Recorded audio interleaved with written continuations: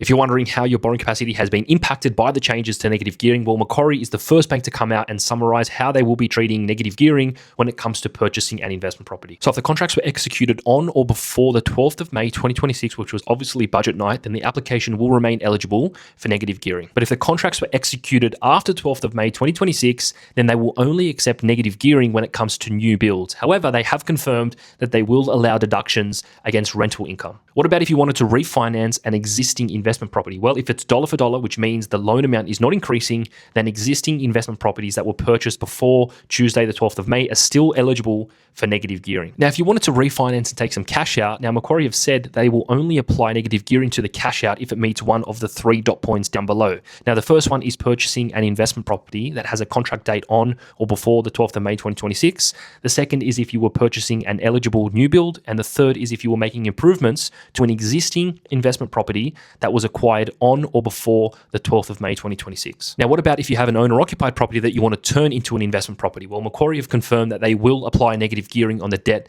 that you've used to acquire that property as long as you've acquired the property on or before the 12th of May 2026. And they'll also include negative gearing on the loans that you've taken out to make any improvements on that property as well. Like I touched on before, they've also confirmed that they will allow interest expenses to be deducted from rental income in servicing too. Now, it's important to note that these changes are effective immediately, and the only time you're going to have negative gearing applied to your debt as we know it is if you have a contract to sale that's dated on or before the 12th of May, or if the property is obviously a new build. Now, I would not be surprised if other lenders follow suit and come out with their own changes. We saw this exact same thing happen with changes to trust lending. Macquarie were the first, and then all the other banks came out with their changes over the following weeks. Now, they haven't updated their servicing calculator, but once they do, I will break down what this means for your borrowing capacity and how much of an impact these changes are actually going to have.